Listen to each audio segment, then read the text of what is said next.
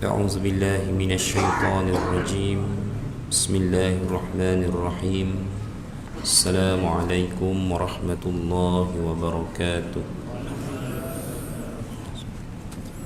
الحمد لله رب العالمين وبه نستعين والصلاة والسلام على النبي الأمين نبينا محمد وعلى آله وصحبه أجمعين رب اشرح لي صدري ويسر لي أمري واحلل عقدة من لساني يفقه قولي ولا حول ولا قوة إلا بالله أما بعد أيها المسلمون والمسلمات أعزني الله وإياكم hadirin muslimin muslimat yang dikasihi lagi dirahmati Allah sekalian. Alhamdulillah summa alhamdulillah. Malam ini kita meneruskan bacaan daripada tanda-tanda akhir kiamat. Yang lalu kita baca berkenaan, ini bukan tanda besar ya, tanda akhir. Tanda besar tu daripada peristiwa-peristiwa besar yang kita dah baca sebelum ni lah. Hak ni tanda akhir. Yang lalu kita baca berkenaan dengan terbitnya keluarnya dabbatul ard ataupun binatang minal ard, ya, binatang daripada perut bumi. Baik. Malam ni kita baca satu lagi tanda yang seterusnya yang termasuk dalam tanda-tanda akhir, yakni terbitnya matahari dari barat. Baik. Kalau dabbatul ard dia wujud dalam Al-Quran, ya, wa idza waqa'al qawlu 'alaihim akhrajna lahum dabbatan minal ard tukallimuhum anna an-nas sakanu bi ayatina la yuqinun. Ada ayat itu. Terbit matahari dari barat, dia tidak ada lafaz yang jelas dalam Al-Quran. Baik. Namun itu bukan bermakna perkara ini boleh dinafikan secara sewenang-wenangnya, kerana dia sabit melalui hadis Nabi sallallahu alaihi wasallam. Kerana sebahagian daripada perkara yang kita imani hari ini memang tidak ada lafaznya yang jelas dalam Al-Quran. Contohnya azab kubur. Sebab apa suatu masa dulu ada pihak yang mempertikaikan wujudnya azab kubur. Ada. Satu zaman dulu ada orang menulis di Utusan Malaysia, dan salah satu perkara yang dibangkitkan dalam tulisannya adalah berkenaan dengan koreksi keimanan terhadap azab kubur. Dan dia petik antara hujahnya tak ada dia kata ayat berkenaan dengan azab kubur dalam Al-Quran. Betul ke? Ya? Ada? Betul Haji? Haji confident je? Ada? Mana? Haji kata ada tu, saya tengok Haji berkerut risau saya. Aduh. Ya. Azab kubur ni pertama kali Rasulullah dengar daripada Aisyah radhiyallahu anha. Aisyah dengar dari mana? Aisyah ada tolong satu orang imra'atun Yahudiyah, seorang perempuan Yahudi. Adalah Aisyah tolong. Kemudian Yahudi, perempuan Yahudi ni balas dengan satu doa untuk Aisyah. Semoga Allah menyelamatkanmu daripada azab kubur. Aisyah terkaget, tercengang. Mak Aisyah pun tak pernah dengar masalah azab kubur ni. Aisyah bagi tahu Nabi sallallahu alaihi wasallam. Nabi kata sesungguhnya perempuan itu berdusta. Nabi kata tak ada, kata dia cakap benda yang tak betul, tak sabit. Tiba satu ketika Nabi datang balik kepada Aisyah. Nabi sebut berkenaan dengan azab kubur. Nabi mengesahkan wujudnya azab kubur, dan kita tahulah kedatangan semula baginda Rasulullah itu adalah berkaitan dengan apa dia? Wahyu. Cerita tadi tu berlaku di Mekah ke Madinah, tuan-tuan? Mekah. Mana tu? Ha? Aisyah belum hijrah. Ada jawapan lain?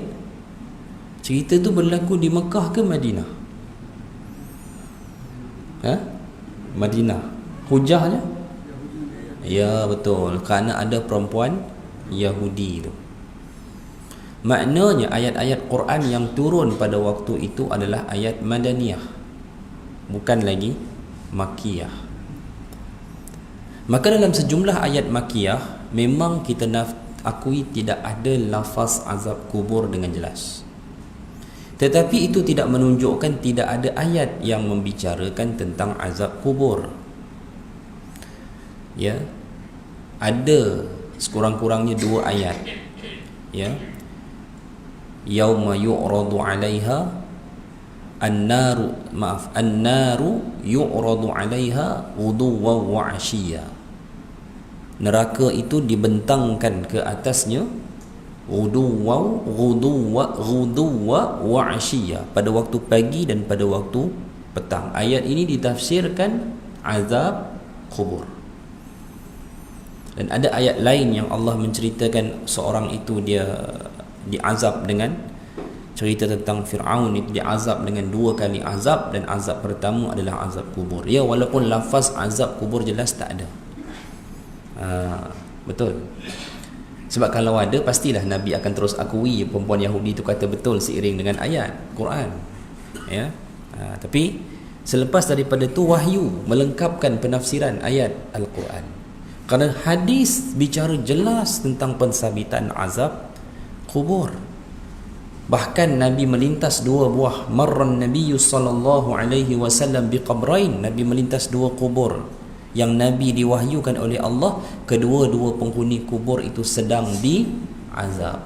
La yu'azzibani fi kabir, kata Nabi SAW, dia orang 2 orang ni diazab bukan kerana perkara yang besar pun. Gitu Nabi kata. Baik. La yastatiru minal baul, seorangnya duk buang air tak duk berlindung pada orang. Satunya namimah, adu domba, buat orang bergaduh. Banyak tuan-tuan, ya. Buat orang bergaduh ni banyak. Lagi dengan zaman media sosial ni, komen sikit dia orang bergaduh lah. Kan? Kita komen orang gelak, kakak. Dia bagikan emoji ketawa. Lepas tu orang sambung pula kat bawah tu, tukang sambut. Penuntut ilmu ke tak penuntut ilmu ke, 2 kali 5 zaman sekarang ni. Kan? Namimah benda tu. Pi buat tulis satu benda yang menyebabkan orang bergaduh, orang membina reaksi yang tak betul, nak buat apa? Tuan-tuan, maknanya ada tak? Ada. Lafaz jelas ada? Tak ada. Tapi sebenarnya kenapa ada perkara macam ni dalam agama? Sebab Allah nak bagi tahu hubung kait Al-Quran dengan hadis. Kelompok yang anti hadis, pi tolak hadis, macam hak dulu dia tulis di utusan tu, sebenarnya dia kelompok anti hadis. Dia pakai ayat Quran, dia kata tak ada azab kubur dalam Quran. Kan? Lepas tu dia bawa sekalipun ada macam-macam lah dia kan cerita. Tapi hadirin mati Allah sekalian, ya, kita jumpa malam ni. Kalau tuan-tuan tanya saya, ustaz kata matahari terbit daripada barat ni, bagi satu ayat Quran. Saya kata tak ada ayat yang jelas tentang perkara tu. Allah sebut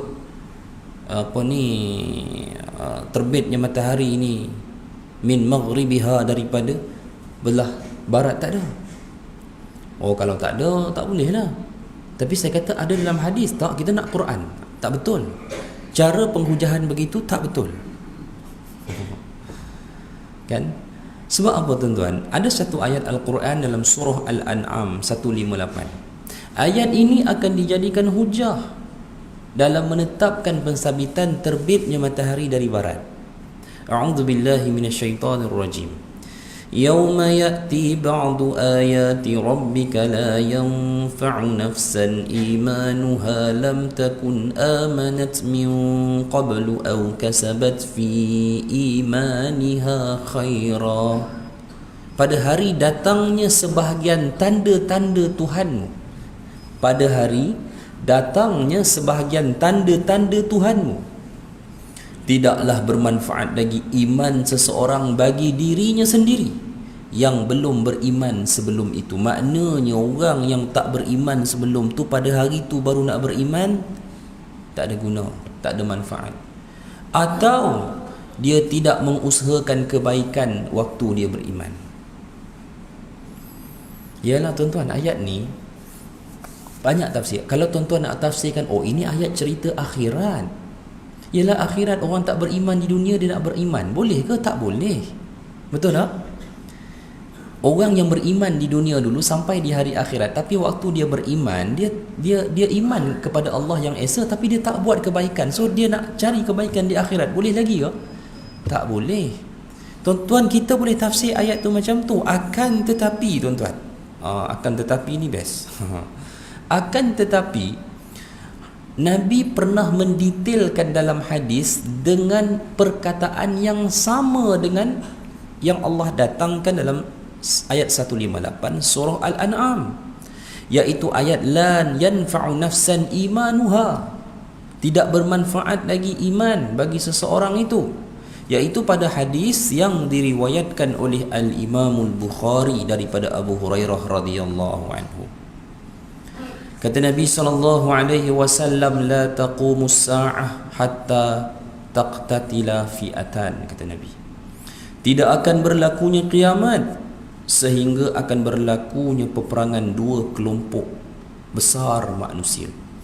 Ramai para ulama menafsirkan, ya, dua kelompok manusia yang berperang tu Ali dan Muawiyah. Ali daripada Kufah 100,000 tentera, Muawiyah daripada Syam 60,000 ke 70,000 tentera.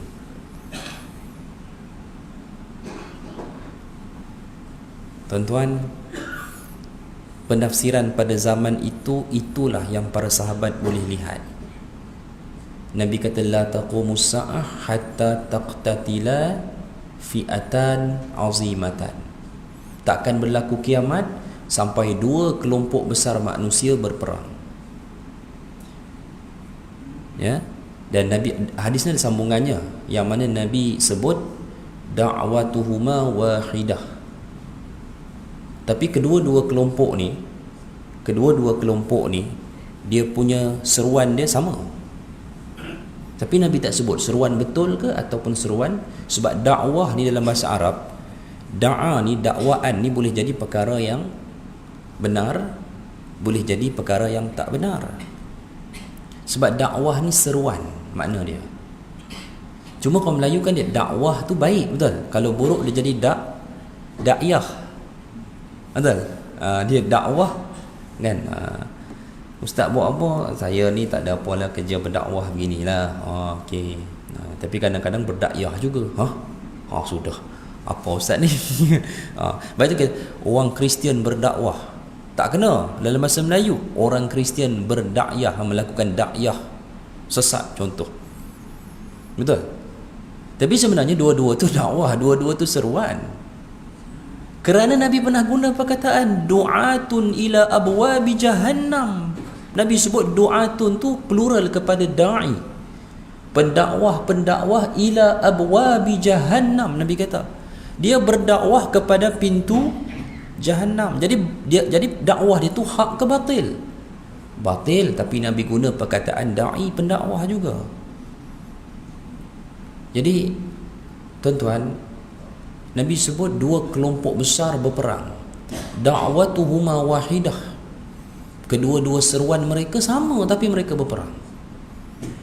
Ramailah yang menafsirkan apa yang para sahabat boleh lihat di zaman mereka, perang Siffin, Ali dan Muawiyah. Kerana itulah satu peperangan yang paling besar tentera diturunkan oleh dua pihak yang seruannya sama.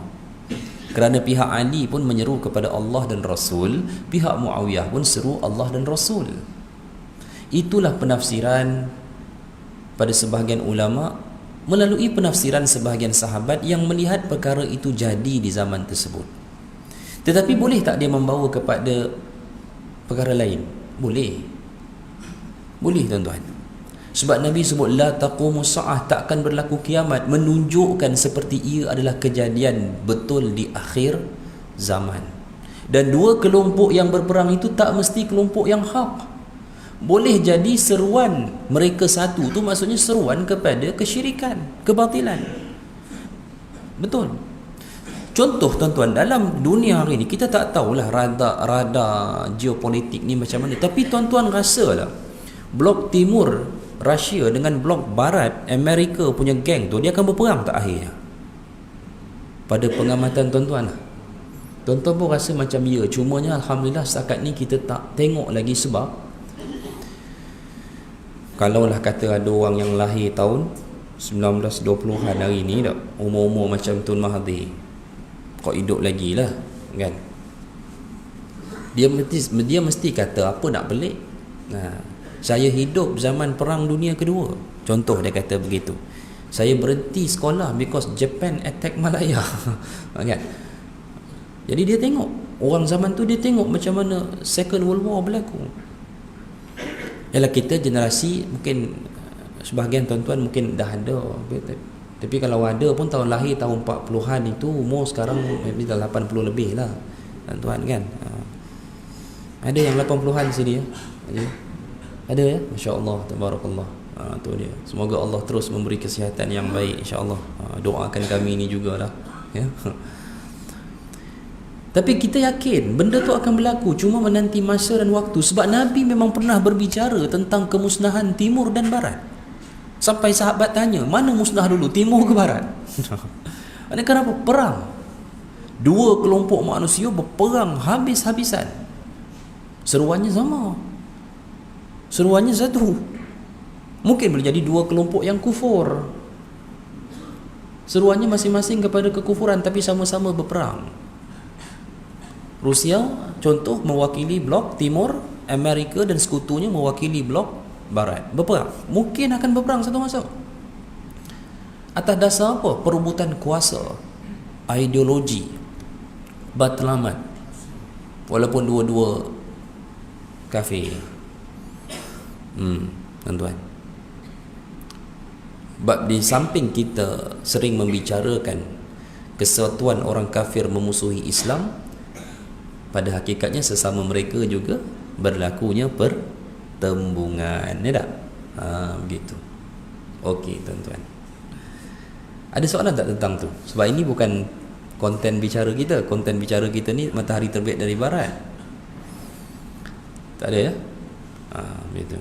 Okey.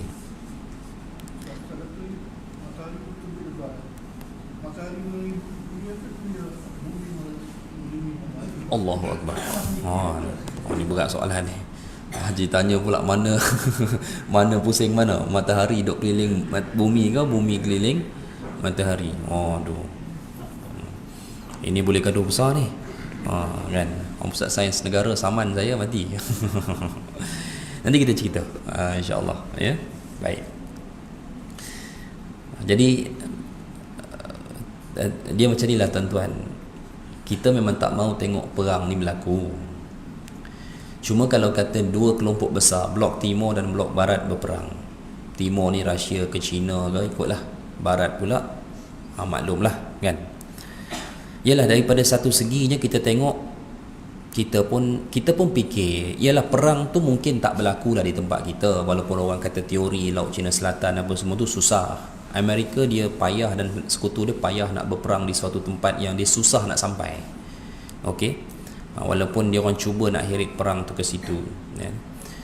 Dia orang lebih suka kalau nak berperang tu biar berperang di Selat Taiwan, kerana blok barat ni dia ada base di Japan, kan. Itu cerita dia lah.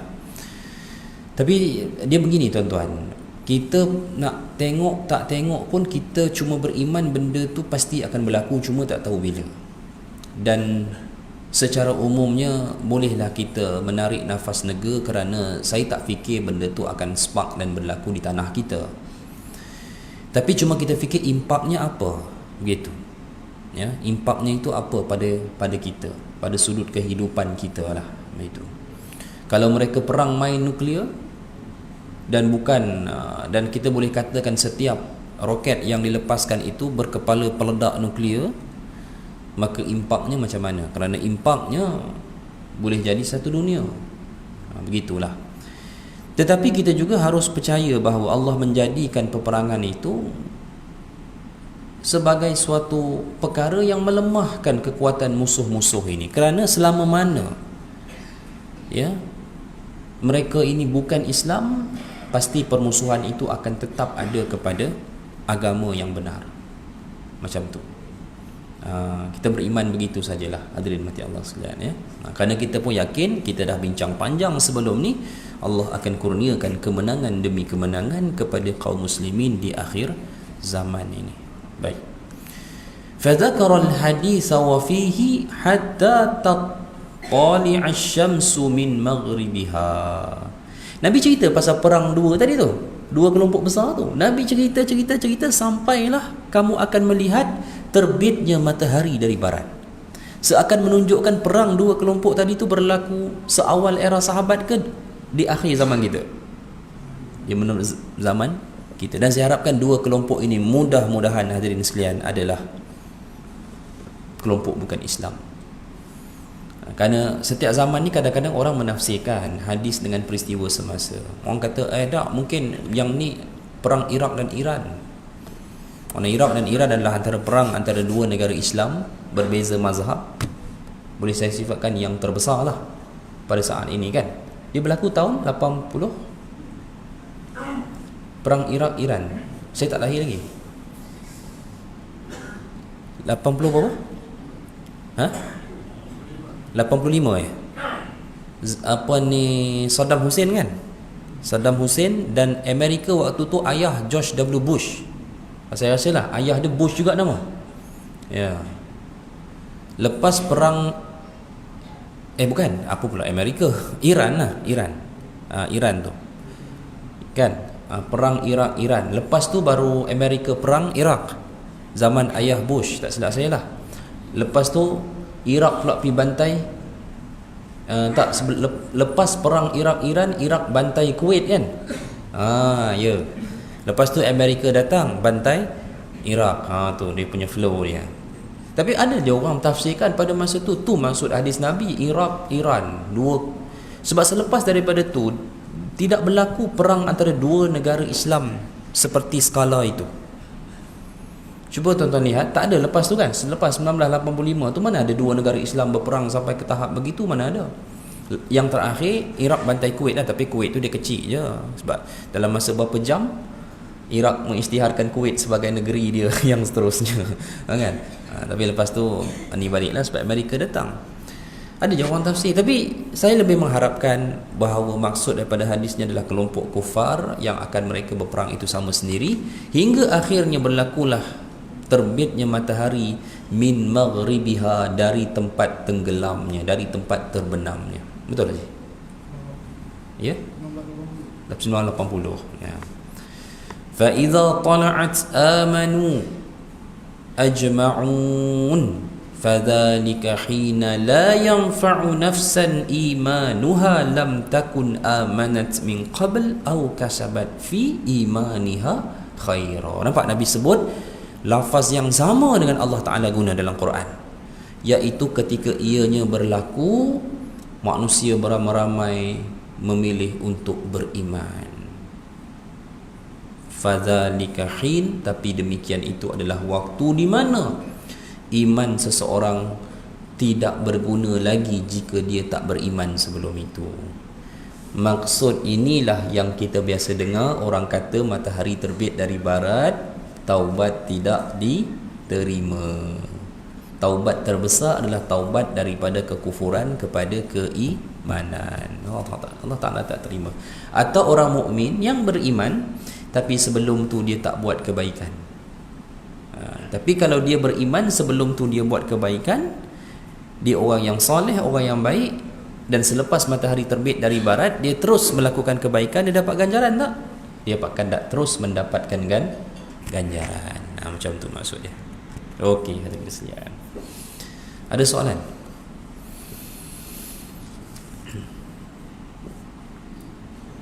Nabi juga pernah menyatakan dalam riwayat Muslim, badiru bil a'mali sittan, segeralah kamu dengan amal-amal kebaikan sebelum berlakunya 6 perkara.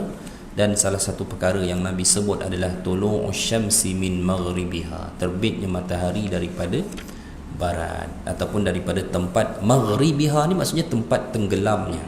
Macam tu. Baik.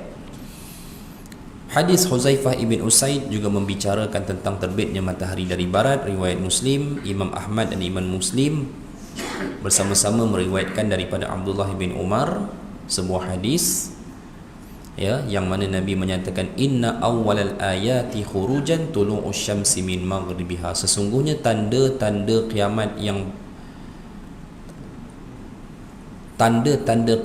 yang pertama keluar atau muncul adalah terbitnya matahari dari barat. Itu maksudnya apa? Tanda kiamat ni dah mula sejak zaman Nabi wafat tu pun dah mula tanda kiamat. Tapi ni maksudnya apa? Tanda kiamat ni tanda dunia betul-betul berada pada pengakhirannya menuju ke peristiwa kiamat. Itu sebab perkara ni, ya, dimasukkan dalam bab tanda-tanda akhir. Okey. Riwayat Muslim dari Abu Dzar. Dalil ke-6 daripada hadis, menjawab soalan Tuan Haji. Satu hari Nabi duduk dengan sekumpulan sahabat. Abu Dzar ada kat situ. Waktu petang, matahari nak tenggelam, maknanya menunggu waktu maghrib. Budaya tu tak ada dah. Dulu di kampung nak tunggu waktu maghrib, kita pergi masjid awal. Pergi masjid. Orang kampung saya sebut apa ya? Masjid. Masjid. Tu kami ni budak-budak dulu. Kita tengok siapa Tok Siak ada hari ni. Dia ada dua tok, cerita kampung saya lah. Dia dua Tok Siak. Seorang Tok Siak ni garang nak mati. Ui. Motor pun dia bawa motor scrambler. Kan? Dengan motor dengan dia memang kita tak berani lah. Kita tunggu seorang lagi Tok Siak tu. Dia bawa Yamaha Sport je. Tapi dia ni baik dengan budak-budak. Dia kata, ketok kerantong, siapa nak ketuk? Tu. Tong. Oi, kami kejar. Kami datang awal dulu pasal nak ketuk benda tu lah. Kadang-kadang masa sembahyang lari balik. Ketuk kan. Tapi dulu ingatlah cerita petang-petang ni, mana orang kampung ni belum terbenam matahari tu sampai dah. Masjid, duduk tepi pangkin, duduk tepi kerusi, tepi kolah tu kan, tengok matahari terbenam macam tu kan. Itu kehidupan kampung lah tuan-tuan. Saya pun sempat, tuan-tuan lagi lah sempat zaman tu kan. Baik, Nabi duduk dengan para sahabat, duduk tepi masjid. Matahari tu nak tenggelam. Nabi tanya pada Abu Dzar, atadruna aina tazhabu hadhihi syam, kamu tahu tak matahari ni pergi mana? Matahari tu pergi mana? Kata Nabi, tanya kepada Abu Dzar. Qalu Allahu wa rasuluhu a'lam, Allah dan Rasulnya lebih mengetahui. Matahari tu bergerak gitu kan. Qala, kata Nabi, inna hazihi tajri hatta tantahiya ila mustaqirriha tahta al-arsh fatakhirru sajidatan fala tazalu kadzalik. Matahari ni dia bergerak pada mustaqarriha, ila mustaqarriha ni maksudnya sampai ke titik mula dia. Sebab tu dipanggil orbit. Dia mengorbit ikut dia punya orbit dia. Sampailah dia sampai di bawah arash. Di bawah arash. Dia sujud. Dan dia terus sujud. Hatta yuqala laha, hinggalah dikatakan kepada matahari, irtafa'i, bangkitlah, irji'i min haitsu ji'ti, pergilah kamu, kembalilah kamu daripada mana kamu datang. Fatarji'u fatusbihu tali'atan min matli'iha, matahari pun ikut arahan bangkit dari sujud. Jangan bayang macam manusia sujud ya. Ni matahari punya sujud. Adalah cara dia. Okey. Matahari pun bangkit dari sujud, dia kembali ke tempat dia bermula, yakni tempat dia terbit. Okey. Stop dulu kat sini. Nabi nak bagi tahu apa? Setiap lengkapnya satu pusingan siang dan malam, matahari akan sujud kepada Allah di bawah arash. Allah beri arahan, pulanglah kamu ke tempat min matli'iha, tempat ia terbit. Terbitlah balik esoknya. Ya, baik. Sama Nabi ulang kali kedua perkataan tadi. Maknanya Nabi nak bagi tahu berlakulah pusingan itu seterusnya. Baik. Sehinggalah summa tajri la yastankirun nasu minha syai'an. Ya. Kemudian mana kan? Saya nak tengok terjemahan dia betul ke tidak. Maka tak henti-hentinya ia berbuat demikian hinggalah dikatakan, ya betul lah. Terus hatta tantahya ila mustaqirriha zaka tahtal arash. Sampailah suatu hari, kata Nabi, tamat rotation tu, matahari duduk di bawah arash sujud. Fayuqalu laha, diperintah kepada matahari, irtafa'i asbihi tali'atan min maghribik, bangkitlah kamu, berpagilah kamu, terbit secara menerbitkan dirimu di tempat kamu terbenam, kata Allah kepada matahari.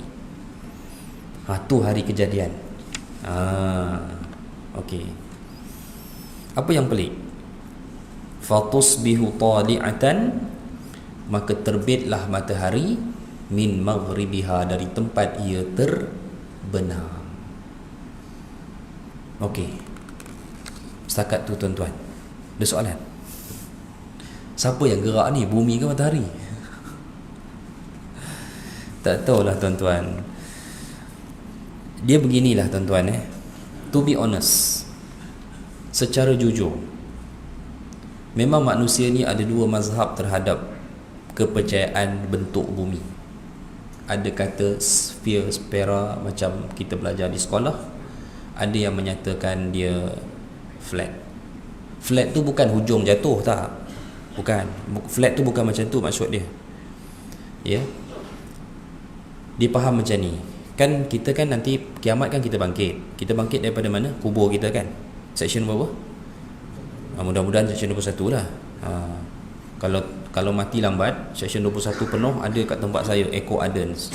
Baru kelas sikit mati, tanam mana? Eco Ardens. Ada kubur baru tapi belum buka lagi lah. Dia ada cadangan masjid di Raja sana, tapi tak tahu jadi ke tidak. Allahualam. Ya, baik. Lepas tu kita bangkit.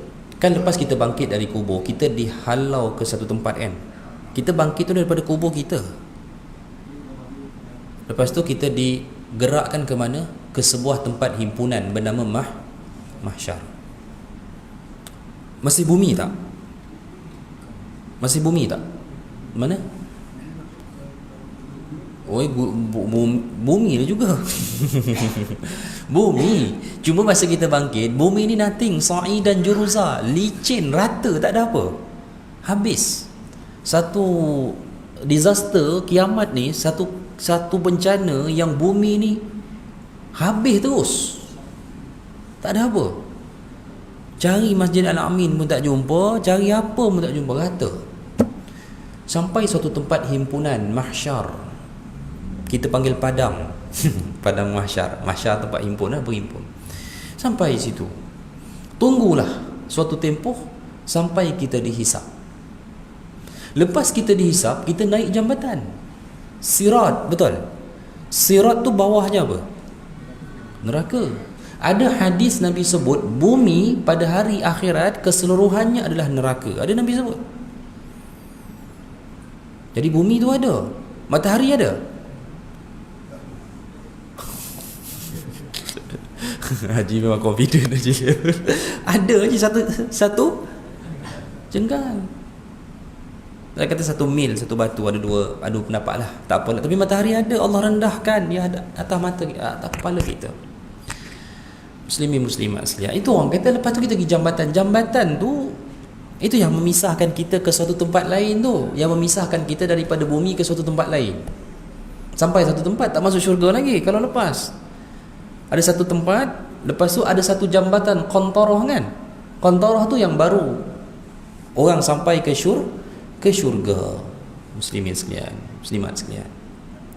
Ini perbahasan-perbahasan yang sebenarnya perkara gaib yang kita pun tak tahu sebenarnya hakikat dia tu macam mana, sebab alam pun berbeza.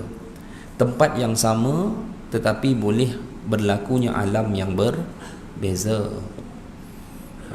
Tempat kita ni, tempat kita duduk apa semua ni, ada tak jin duduk? Ada, tapi nampak tak nampak? Dia ada binaan dia tak? Sabit dalam Quran jin ni ada binaan dia, bunyan.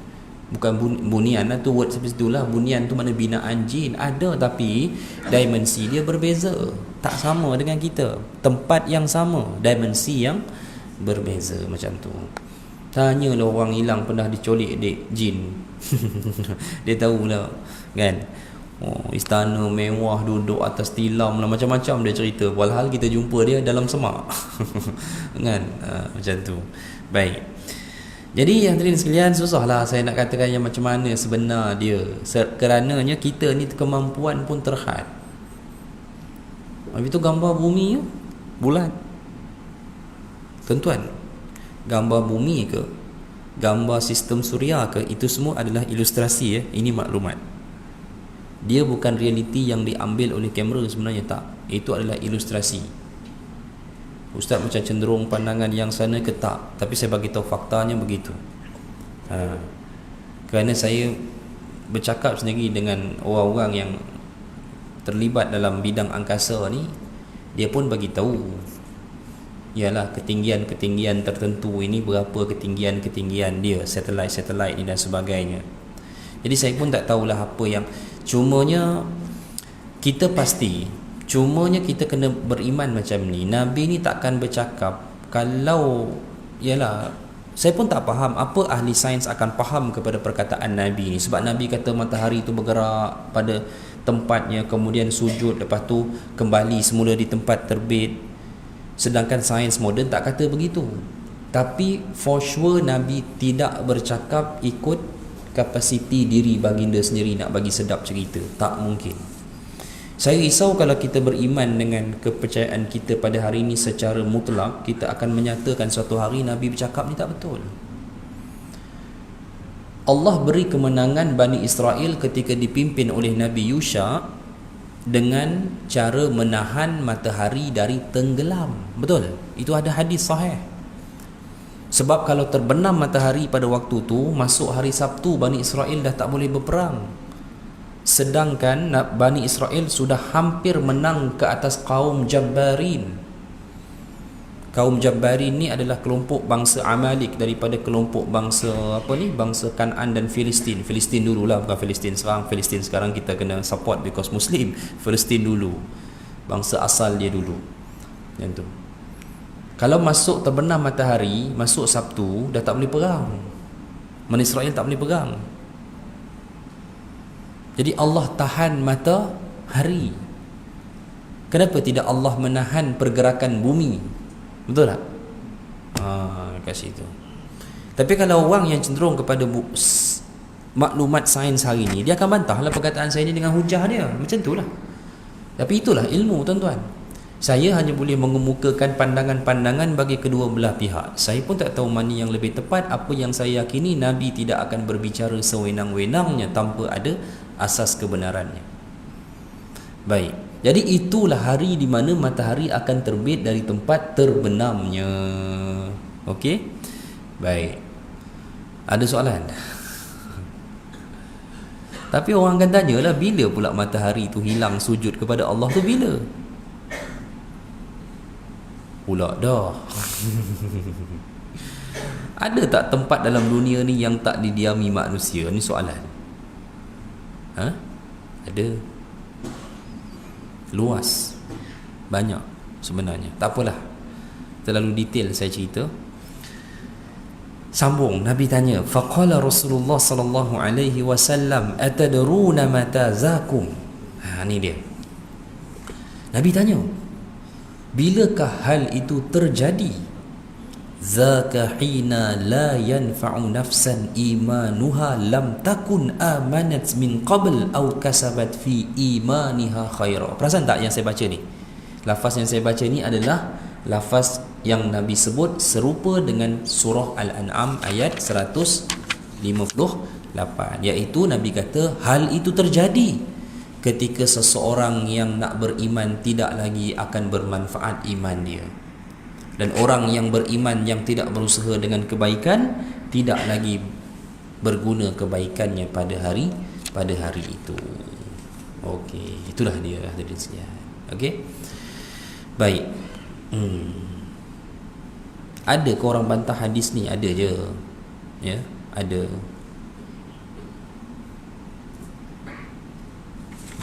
Tak tahulah kalau saya nak syarah ni macam detail sangat babnya.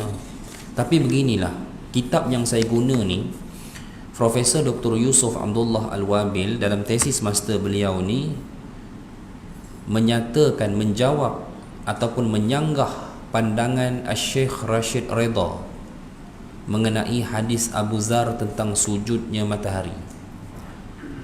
Rashid Redha membawa hadis Abu Zar yang kita baca tadi dan berpendapat bahawa isinya muskil. Dia macam ni, ada hadis-hadis yang dikatakan muskil oleh sebahagian para ulama. Tapi benda tu subjektif. Kita tak boleh kata bila ada seorang ulama muskil terhadap konten satu hadis maka hadis tu terus tertolak. Tak. Kerana muskil pada sisi beliau, boleh jadi tak muskil pada sisi orang lain. Kalau tuan-tuan nak ambil cerita muskil, tuan-tuan boleh muskil cerita Quran macam mana Zulkarnain bina besi itu setinggi puncak 2 buah gunung di kiri dan kanan. Tapi kita akan muskil tak? Tak. Sebab Al-Quran mana mungkin kita mempertikaikan kandungannya, kufur. Jadi kita akan cuba dapatkan apa logika daripada cara pembinaan tersebut.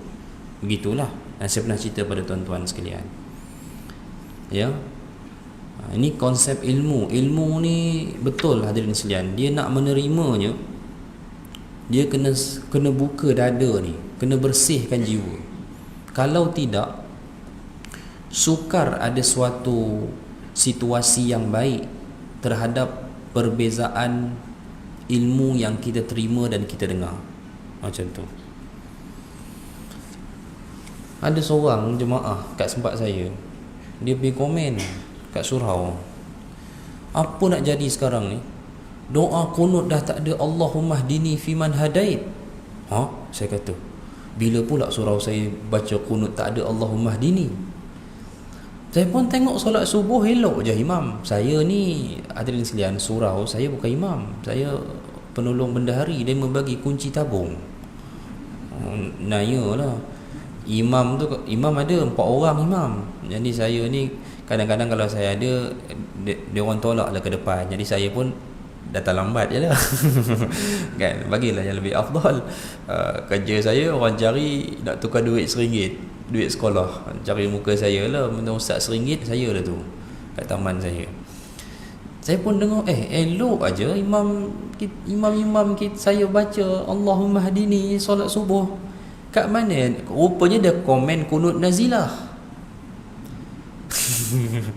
Kunut nazilah ni tuan-tuan, kalau tuan-tuan nak mula dengan Allahumma hdini, itu choice lah, pilihan. Tapi tuan-tuan, Allahumma hdini fiman hadaitu adalah lafaz doa kunut yang Nabi ajar kepada Abdullah ibni Umar untuk dibaca dalam kunut apa? Siapa tahu? Dalam kunut witir. Ya. Allahumma hdini fiman hadaitu ada tak dalam hadis? Jawapannya ada. Siapa yang ajar? Nabi SAW. Nabi ajar pada siapa? Abdullah ibni Umar. Nabi suruh baca bila? Kunut witir. Habis doa kunut subuh, mana lafaznya? Tak ada. Betul, saya tak ada jawab ada. Macam mana saya nak jawab benda yang tak ada, saya nak kata ada? Tak ada. Habis tu orang baca Allahumma hdini fiman hadait, para ulama ambil lafaz doa kunut witir tu bubuh dekat kunut subuh. Tu cerita dia. Boleh? Jelas? Adapun kunut nazilah, kalau tuan-tuan nak mula juga dengan Allahumma hdini, pilihan lah. Tapi kalau tak nak mula dengan Allahumma hdini pun tak apa, sebab kunut nazilah tu tujuannya apa?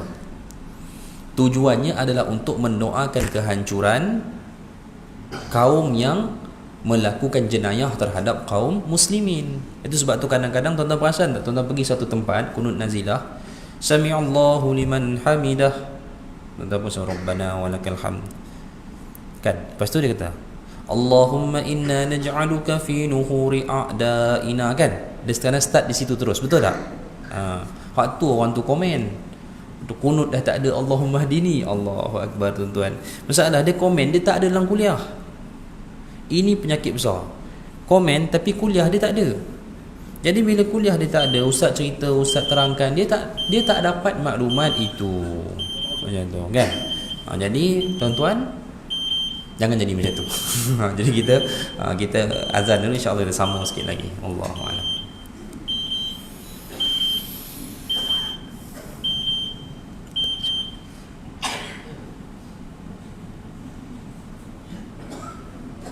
Allahu Akbar, Allahu Akbar, Allahu Akbar,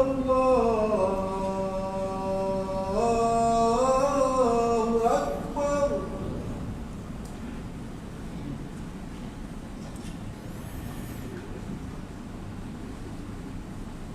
Asyhadu an la ilaha illallah.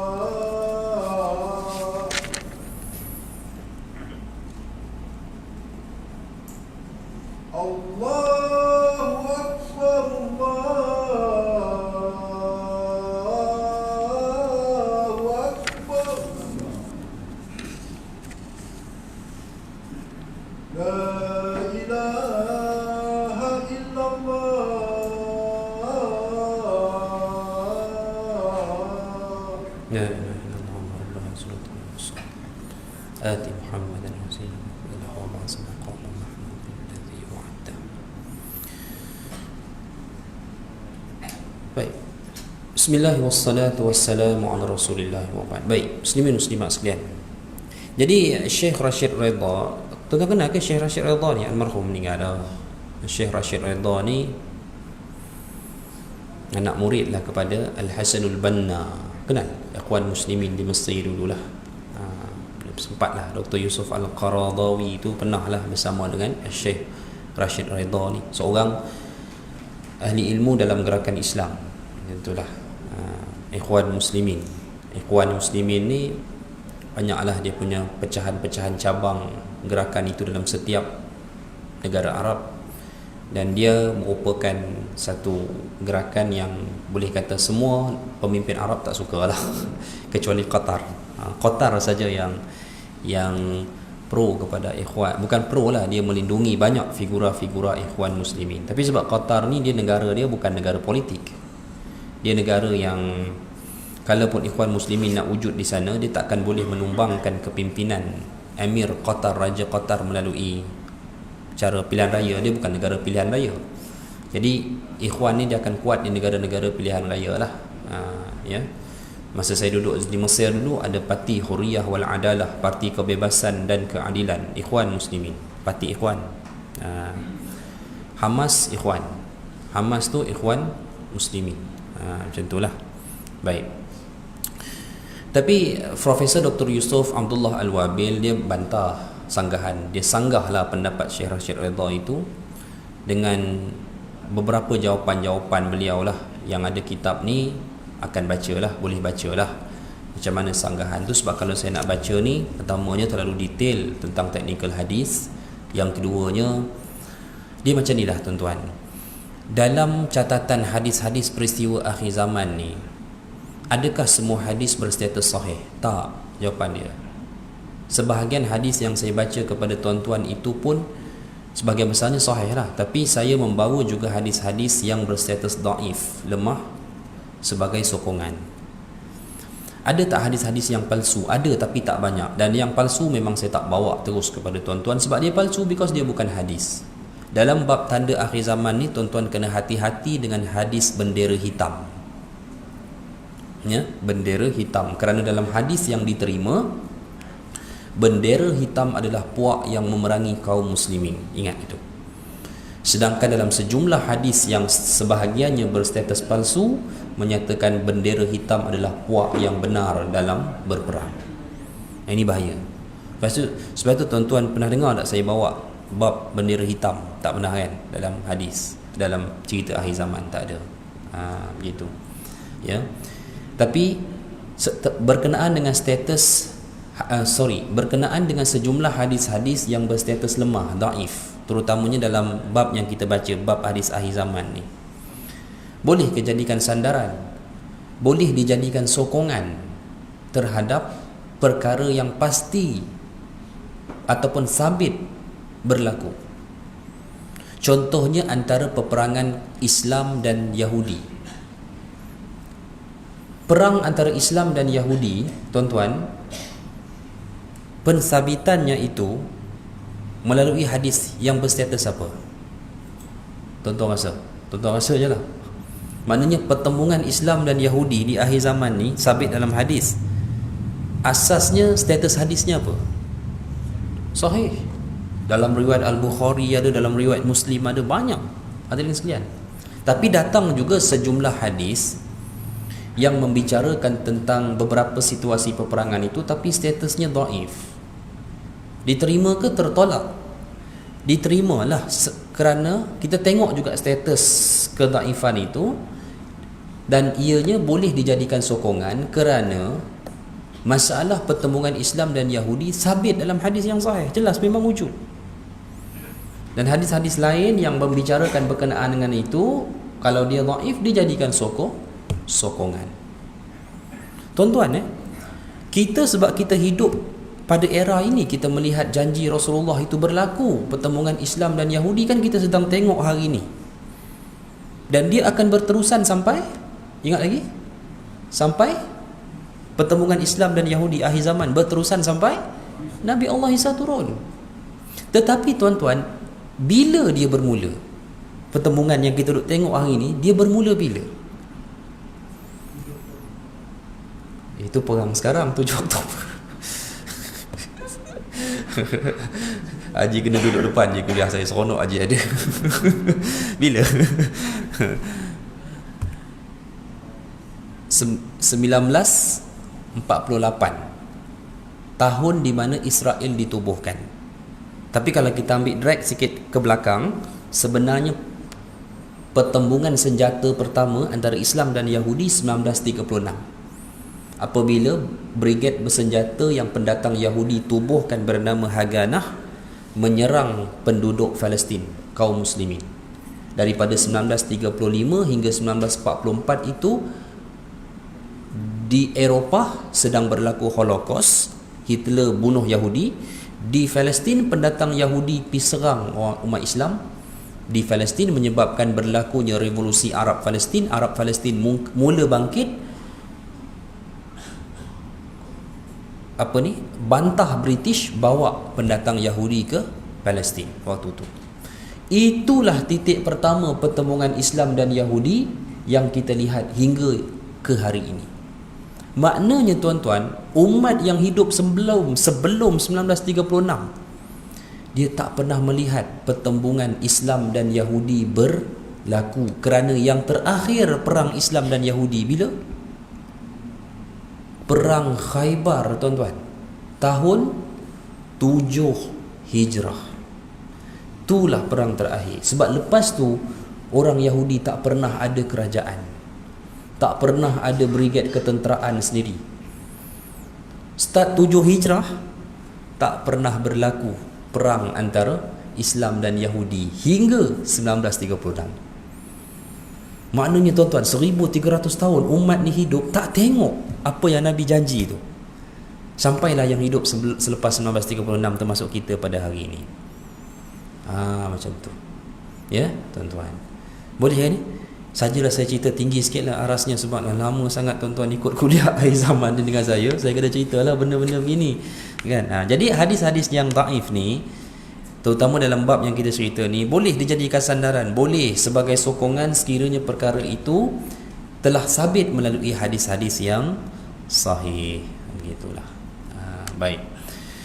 Okey, jadi berkenaan dengan hal ini, hadirin mati Allah sekalian, ya, jelas-jelas kita beriman akan berlakulah ya perkara ini. Sabda Nabi SAW dalam riwayat Imam Ahmad, la tanqati'ul hijratu ma tuqubbilatit taubah. Tugas hijrah itu tidak terputus selama taubat masih diterima. Wala tazalu taubatu maqbulatan hatta tatlu'a syamsu min maghrib. Dan taubat itu masih diterima hinggalah matahari terbit dari barat. Dan ada sebahagian para ulama menyatakan taubat dari kekufuran kepada keimanan maksudnya di sini. Ya.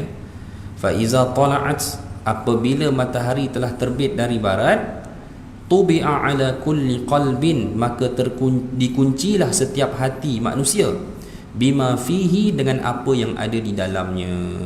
Terkunci habislah. Kalau dia statusnya macam tu, macam itulah dia. Okey. Allah macam tutup apa? Tutup akaun dah. Kau nak buat apa lepas ni tak ada cerita dah. Waqafan nasal amal, dan cukuplah manusia dengan apa yang diperbuatnya sehingga tempoh terbitnya matahari dari barat. Maknanya apa tuan-tuan? Hitungan amal manusia ni Allah akan tutup semua akaun, semua shutdown masa matahari terbit dari barat, termasuk bagi orang yang beriman. Kalau dia hidup pada waktu itu, umur dia 40, sekadar solat isyak dia malam tadi lah, sebab subuh tu mataharinya dah terbit dari barat. Habis tu macam mana baki hidup dia? Kalau sebelum tu dia orang yang soleh beriman, mudahlah jalannya ke syurga. Baik. Okey, hadirin mati Allah sekalian. Ada soalan lagi?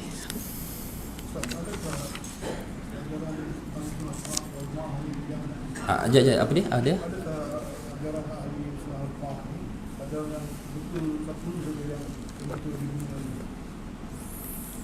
Adakah ajaran ahli sunnah wal jamaah ni satu-satu ajaran yang betul di dunia ni? Ya. Sataftariqu ummati ila 73 firqatan kulluhum finnari illa wahidan. Umatku akan berpecah kepada 73 golongan, satu kesemuanya dalam neraka kecuali satu. Hadis ni pun antara hadis yang ada kritikan sebenarnya, tapi tuan-tuan, kalau tuan-tuan pecahkan semua mazhab akidah yang ada selain ahlu sunnah, tepat tuan-tuan, 72 golongan masuk kita, ahlu sunnah wal jamaah 73. Syiah saja pecah berapa? Mazhab-mazhab lain, pecahan-pecahan Khawarij, Murji'ah dan sebagainya, itu semua pecahan-pecahan akidah Qadariyah, Jabariyah yang pernah wujud pada zaman-zaman terdahulu. Kesemua itu akidahnya menyimpang. Tolak, qada, qadar dan sebagainya. Allah tak tahu sesuatu perkara sampai ia berlaku. Semua perkara-perkara min, asas, usul dalam akidah yang dinafikan atau diubah pegangan ideologinya oleh certain kelompok. Bahkan certain kelompok itu telah wujud pun sejak zaman zaman sahabat lagi. Kan? Macam tu. Macam Syiah dah wujud awal, cuma penyimpangannya yang kritikal berlaku lewatlah setelah adanya ideologi yang mengkafirkan para sahabat. Sebab tu kalau kita tengok Syiah yang wujud pada hari ini, boleh saya sifatkan majoritinya daripada kelompok Rafidah. Rafid maknanya menolak siapa? Menolak keimanan dan keislaman sebahagian besar sahabat. Itu maksudnya. Sebab itu jangan pernah percayalah kalau kata puak Syiah ni, Iran ke, Hizbullah ke, Houthi ke, terutama dalam kempen memerangi Israel yang mereka buat. Mereka ni talam dua buka. Memang mereka boleh perang dengan Israel, tapi tuan-tuan kena ingat, semasa Nabi bawa para sahabat berperang, dalam tu ada orang munafik pergi bunuh musyrikin, ada. Catatan sejarah peperangan, Nabi bawa para sahabat berperang dengan musyrikin, dalam tentera Nabi ada munafik yang turun medan perang bunuh musyrikin. Tapi adakah dia buat kerana Allah dan Rasul? For sure tak, tuan-tuan. Ini yang sedang berlaku. Entah nama Syiah ni tak payahlah, tuan-tuan. Iran, Allahu Akbar. Tim bola wanita dia kena bau daripada pertandingan FIFA kerana pakai orang lelaki. Iran. Teruk-teruk negara kafir pun tak buat perangai macam tu, pergi pakai orang lelaki duduk masuk woman punya football tournament. Dipakaikan tudung. Memang tengok muka tak gamak. Ingatkan tomboy, laki betul. Iran. Itu dia. Dia menipu Ismail Haniyeh. Relax je, 7 Oktober dia jamin Iran akan support Hamas lawan Israel. Lah ni teruk kena Gaza, dia nak tolong. Dia kata dia tak boleh interfere dalam peperangan ni. Dia hantar proxy Hizbullah. Hizbullah gitu je lah, tuan-tuan. Houthi buat apa? Curi kapal. Orang pun Islam pun memanglah ada infak, tuan-tuan. Memang ada infak, tak dinafikan. Tapi Houthi dah lama bekalkan persenjataan kepada Lanun Somalia, hijack kapal, termasuk kapal kita dulu pun kena juga. Lanun Somalia hijack kan, Pascal turun, ingat tak peristiwa tu? Jadi kita nak kata macam mana? Macam itulah kehalusan fitnah yang berlaku di zaman kita ni, ya. Allahu'alam, insya-Allah. Orang Yahudi tak ada bila? Oh tak ada, dia duduk di, orang Yahudi ni di Arab zaman Nabi, zaman Nabi paling banyak di Yaman. Kerana Yahudi dari kalangan bangsa Arab asalnya di Yaman. Tapi mereka tu sebahagian pindah ke Madinah, ke Khaybar tu kerana maklumat dalam kitab mereka Nabi akhir zaman muncul di kawasan yang subur dengan tanaman tamar. Maka that's why dia orang tak duduk di Mekah. Yang pasal punca turun surah Kahfi tu, An-Nadhr ibn Haris tanya soalan-soalan tu pun dia dapat dari pendeta Yahudi pun dia pergi Madinah waktu tu. Kan cerita tu masih di Mekah, Nabi masih di Mekah, tapi dia sanggup pergi redah 500 km pergi ke Madinah, jumpa pendeta Yahudi, minta soalan-soalan yang mungkin aku boleh tanya Muhammad, yang mungkin Muhammad tak boleh jawab. Dia pergi Madinah. Lepas tu dia balik ke Mekah, dia pergi tanya soalan tu, Allah turunkan surah Al-Kahfi. Macam itulah. Yahudi Madinah, keturunan dia orang banyak kat mana sekarang? Sebelum tahun 1950, majoriti mereka tinggal di Iraq dan Iran. Ya. Majoriti mereka. Tapi selepas 1950 kita tahu berlaku migrasi besar-besaran kaum Yahudi seluruh dunia termasuk dari Middle East masuk ke Israel. Yaman yang ada 500,000 juta pun sekarang hanya tinggal satu keluarga saja yang menetap di Yaman. Eritrea dan juga Ethiopia yang ada pada asalnya hampir 200,000 Yahudi pun sekarang tinggal 17,000 sahaja, majoritinya sudah duduk di Israel. Tapi walaupun mereka duduk di Israel, mereka bukan Yahudi Eropah, mereka Yahudi kelas kedua. Tuan-tuan tak pernah tengok general-general tentera IDF bermuka Middle East, mana ada? Semua general-general tentera IDF mukanya banyak muka Europe. Tapi kalau tuan-tuan tengok askar-askar bawahan, banyak. Sebab tu kalau tuan-tuan pergi Al-Aqsa jumpa polis Israel, kebanyakannya muka Middle East. Sebab ada polis begitu je. Tapi kalau pangkat-pangkat atas, memang European Jews lah. Sebab Yahudi Eropah akan mendapat kedudukan kelas pertama. Kelas kedua, Yahudi non-Europe. Kelas ketiga, Muslim Palestin, Arab Kristian, dan Yahudi yang menentang Zionis. Begitu. Itulah kehidupannya. Wallahu a'lam. Baik. Okey, insya-Allah selesai. Tuan-tuan, kuliah akan datang tahun depan insya-Allah. Lambat lagi nak jumpa? Tak lambatlah. Tahun depan insya-Allah kita sambung tanda yang seterusnya.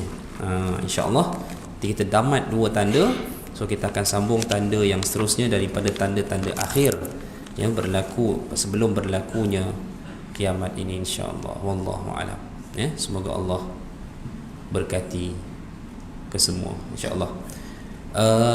Ingat saya akan bahaskan gempa bumi.